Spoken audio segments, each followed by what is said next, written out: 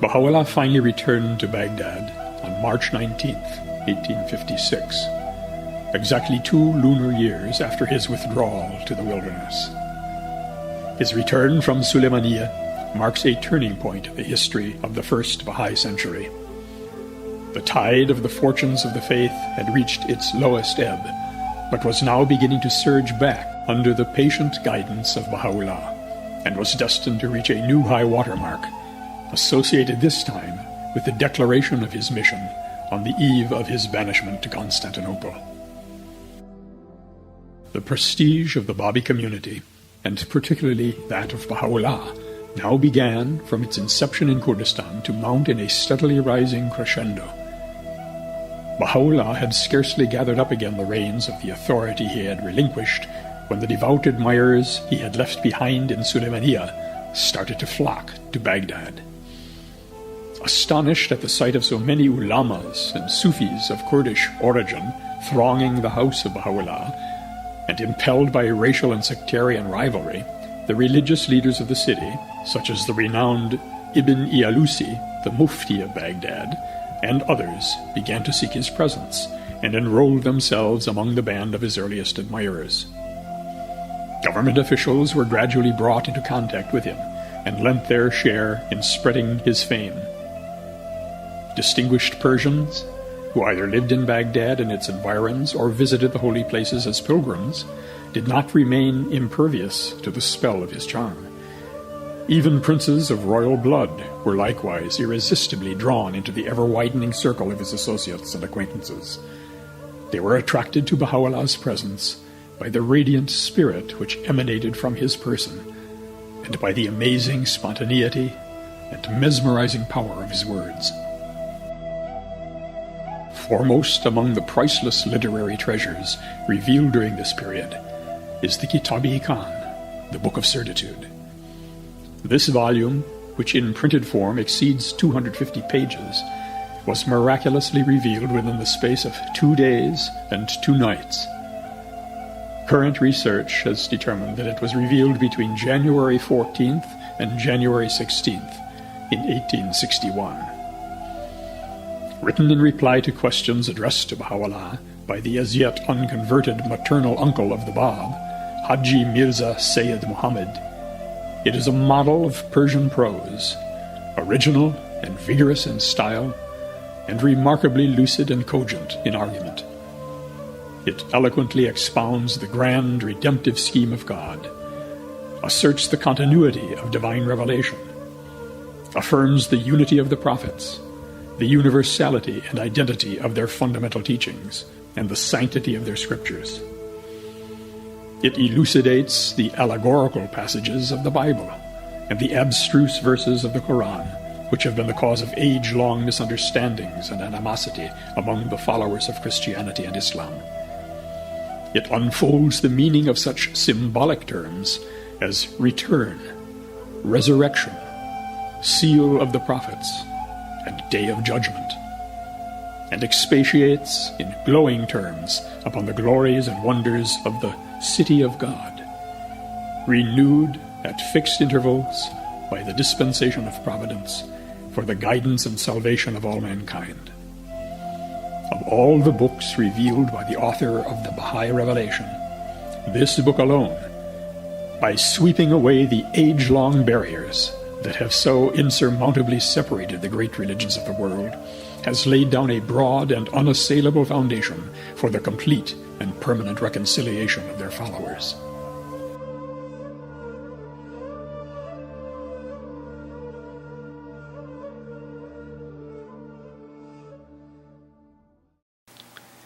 The central theme of the Kitab-i-Iqan is the doctrine of progressive revelation. The book addresses a range of issues relevant to traditional and modern religious and philosophical argument. Baha'u'llah's discourse is qualitatively different from the philosophical models current in the West, which rely upon reason and natural science, but ignore or discount other dimensions of human experience and consciousness.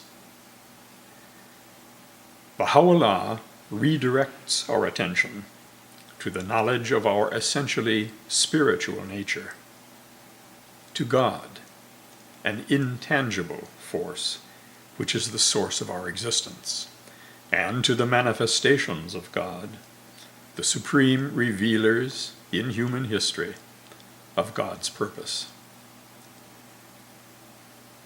The very idea of purpose in our lives, a purely intangible thing, is essential in motivating us, self-centered individuals, to think and act uncoerced, beyond the boundaries of our ego and apparent self-interest. These spiritual ideas, moral and ethical concepts, are enunciated from time to time in human history by the manifestations of God, and give new impetus to human achievement and civilization. And what motivates us to accept and internalize these intangible ideas? Another intangible, an attraction to and love for beauty and meaning.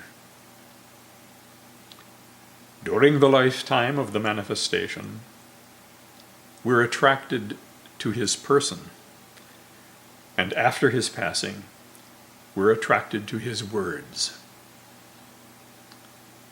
These aspects of human experience and consciousness are not the normal subjects of scrutiny by natural science, but are nonetheless existentially real.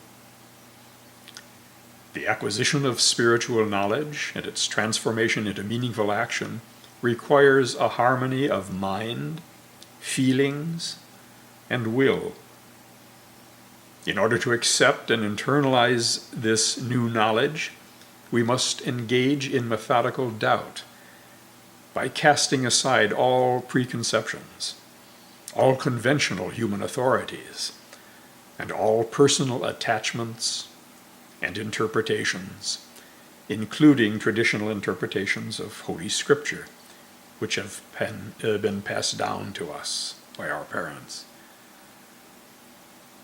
Baha'u'llah devotes much attention to the moral and spiritual preconditions of this spiritual journey, especially the dialectic of detachment and attachment. Detachment from all presuppositions, from imitation of others, from reliance on the authority of tradition, from the apparent meanings of Scripture, from rituals and symbols, and from selfish desire and pride, and instead attachment to God, which implies an encompassing love of all created things, humility, selflessness, fairness and justice, and reliance on the standards given by God through his manifestations. Baha'u'llah begins the Kitab-i-Iqan with this concept and refers to it throughout the book. He says, "No man shall attain the shores of the ocean of true understanding, except he be detached from all that is in heaven and on earth. Only then will he become the recipient of a grace that is infinite and unseen."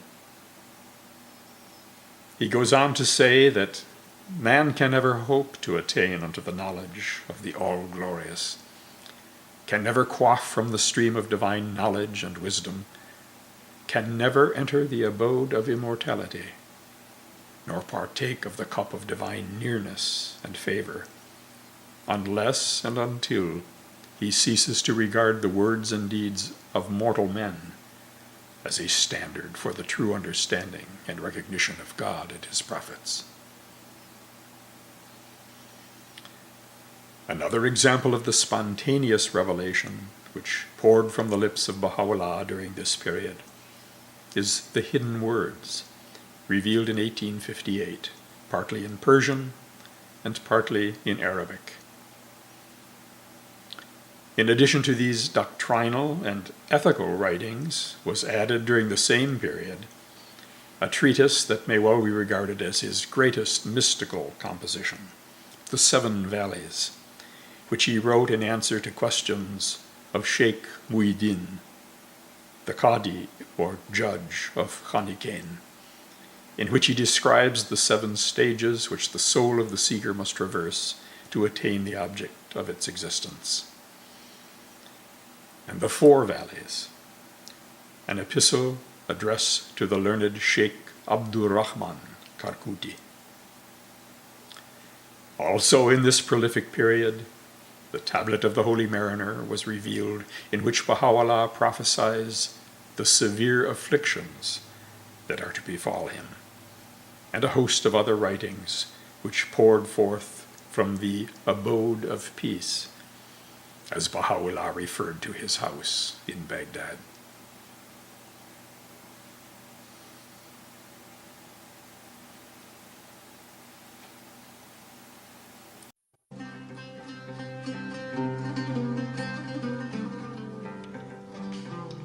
A modest residence in an old quarter of Baghdad, to which Baha'u'llah's family had moved prior to his return from Kurdistan, had become the focal center of a great number of seekers, visitors, and pilgrims, including Kurds, Persians, Arabs, and Turks, from the Muslim and Jewish and Christian faiths. It had moreover become a sanctuary to which victims of injustice of officials of the Persian government would flee, and in the hope of securing redress for the wrongs they had suffered. All who crossed his threshold caught a glimpse of his majestic presence, and communicated far and wide the creative influences instilled into them through their contact with his noble spirit.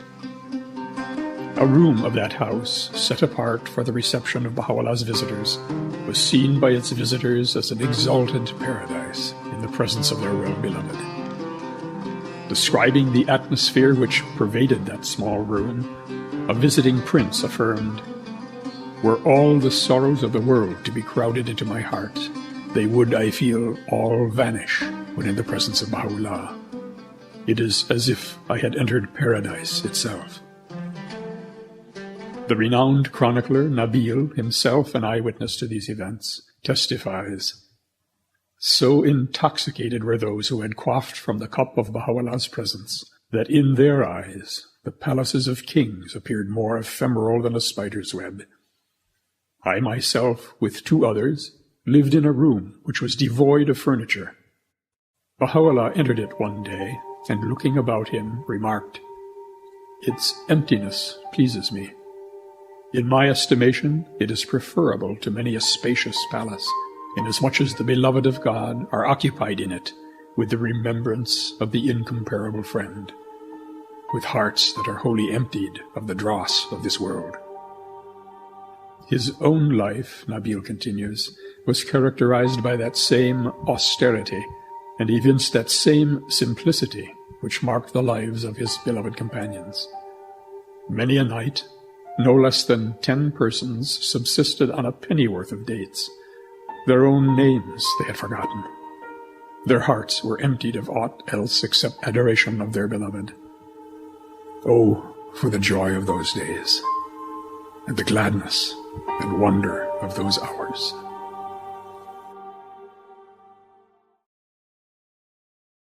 During the last year of Baha'u'llah's sojourn in Baghdad, the governor, Namik Pasha, impressed by the many signs of esteem and veneration in which he was held, called upon him to pay his personal tribute to one who had already achieved so conspicuous a victory over the hearts and souls of those who had met him. So profound was the respect the governor entertained for him, whom he regarded as one of the lights of the age, that it was not until the end of 3 months, during which he had received 5 successive commands from Ali Pasha, that he could bring himself to inform Baha'u'llah that it was the wish of the Turkish government that he should proceed to the capital.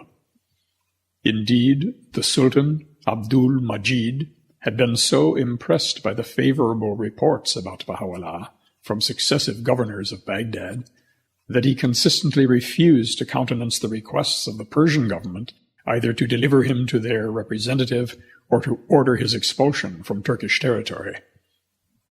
The British Consul General in Baghdad was also aware of the position which Baha'u'llah now occupied. Through correspondence, he offered Baha'u'llah the protection of British citizenship, called on him in person, and offered to transmit to Queen Victoria any communication he might wish to forward to her. Baha'u'llah declined these offers, choosing to abide in the dominions of the Sultan of Turkey. Nevertheless, 9 months of unremitting scheming by his enemies were about to yield their fruit. Nasir-ed-Din Shah and his ministers, and the Persian ambassador in Constantinople, were urged to take immediate action to ensure Baha'u'llah's removal from Baghdad. Through gross misrepresentation and the dissemination of alarming reports, a malignant and energetic enemy finally succeeded in persuading the Shah to instruct his foreign minister to direct the Persian ambassador to the Sublime Porte, a close friend of Ali Pasha, the Grand Vizier of the Sultan, to induce Sultan Abdulaziz to order the immediate transfer of Baha'u'llah to a place remote from Baghdad, on the grounds that his continued residence in that city, adjacent to Persian territory and close to so important a center of Shia pilgrimage, constituted a direct menace to the security of Persia and its government.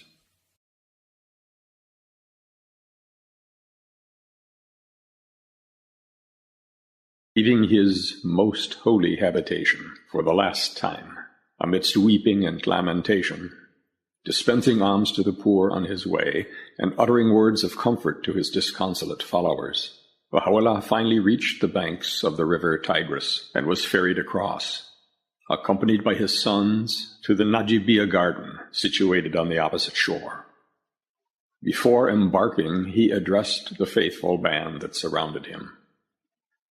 O my companions, I entrust to your keeping this city of Baghdad, in the state ye now behold it, when from the eyes of friends and strangers alike, crowding its housetops, its streets and markets, tears like the rain of spring are flowing down, and I depart.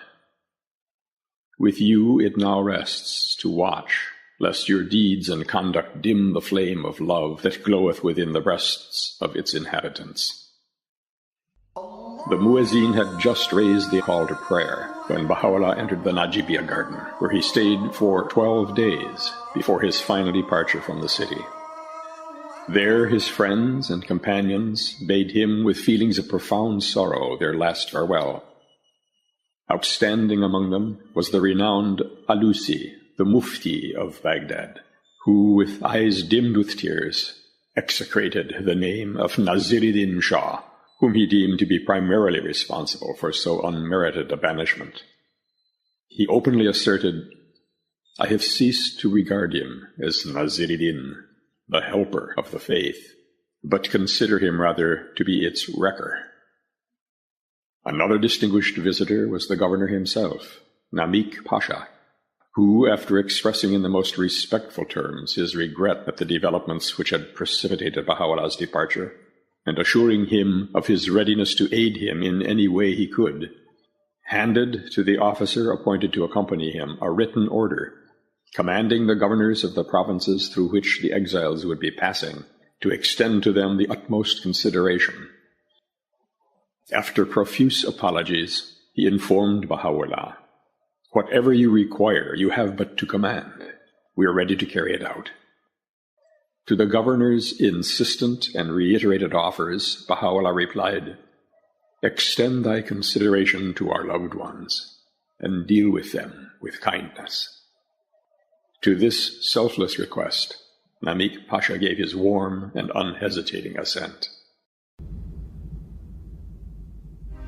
It was on the 5th of Nowruz, 1863, while Baha'u'llah was celebrating that festival in the outskirts of Baghdad, and had just revealed the tablet of the Holy Mariner, whose gloomy prognostications had aroused the grave apprehensions of his companions, that an emissary of Namik Pasha arrived and delivered into his hands a communication requesting an interview between him and the governor.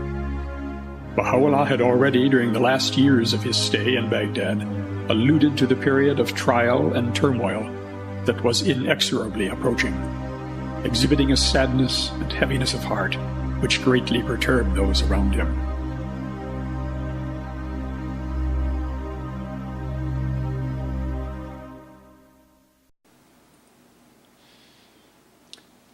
The arrival of Baha'u'llah in the Najibiya garden, subsequently designated by his followers as the Garden of Rizván, the Garden of Paradise, signalizes the commencement of what has come to be recognized as the holiest and most significant of all Baha'i festivals, the festival commemorating the first public declaration of his mission to his companions.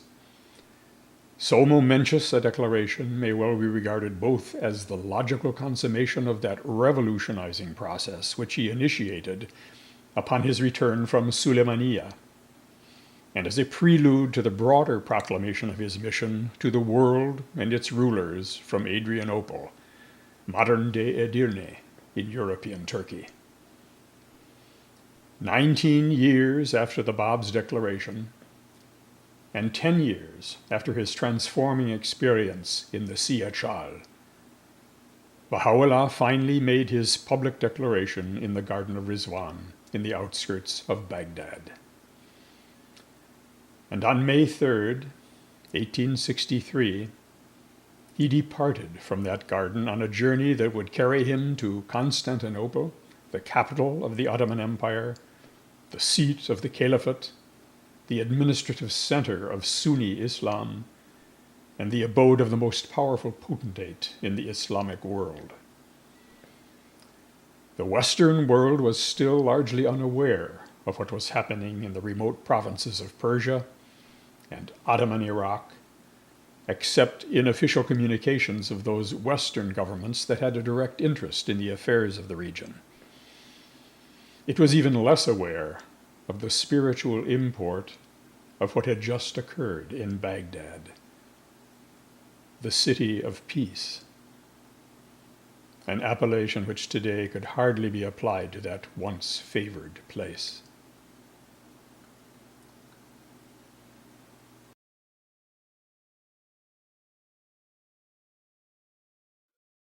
A caravan wended its way for no less than 110 days across the uplands and through the woods, valleys, and pastures of eastern Anatolia to the port of Samsun on the Black Sea. As they traveled northward, they received an enthusiastic reception by government officials and notables of the districts through which they passed. Citing the Black Sea from his howdah as he approached the port of Samsun, Baha'u'llah revealed a tablet designated the Law-i-Howdah, Tablet of the Howdah, which reaffirmed and supplemented the dire predictions recorded in the recently revealed Tablet of the Holy Mariner. 7 days after his arrival in Samsun, he was put on board a Turkish steamer, and 3 days later, on August 16, 1863, he disembarked, together with his fellow exiles, at the port of Constantinople. Less than 4 months after the arrival of the exiles in Constantinople, Sultan Abdulaziz, the self-styled Vicar of the Prophet of Islam and the absolute ruler of the Ottoman Empire, issued an edict banishing them suddenly and without any justification whatsoever in the depths of winter to Adrianople, situated on the extremities of his empire. That fateful and ignominious decision, arrived at by the Sultan and his chief ministers, Ali Pasha and Fuad Pasha, was in no small degree attributable to the persistent intrigue of Mirza Hussein Khan, the Persian ambassador to the Sublime Porte, who awaited the first opportunity to strike at Baha'u'llah and the cause of which he was now the avowed and recognized leader. The same day, a tablet severely condemnatory in tone was revealed by Baha'u'llah, and on the following morning was delivered to Ali Pasha. The messenger who delivered the tablet reported that no sooner had the Grand Vizier perused it than he turned the color of a corpse and remarked, "It is as if the King of Kings were issuing his behest to his humblest vassal king and regulating his conduct." So grievous was Ali Pasha's condition that I backed slowly out of his presence. The tablet opened with words directed to the sovereign himself, severely censuring his ministers and exposing their immaturity and incompetence. In a final and memorable interview before his departure from Constantinople, Baha'u'llah sent the following message to the Persian ambassador. What did it profit thee, and such as are like thee, to slay year after year so many of the oppressed, and to inflict upon them manifold afflictions, when they have increased 100-fold? And ye find yourselves in complete bewilderment, knowing not how to relieve your minds of this oppressive thought. His cause transcends any and every plan ye devise. Know this much: were all the governments on earth to unite and take my life, and the lives of all who bear this name, this divine fire would never be quenched. His cause will rather encompass all the kings of the earth, nay, all that hath been created from water and clay.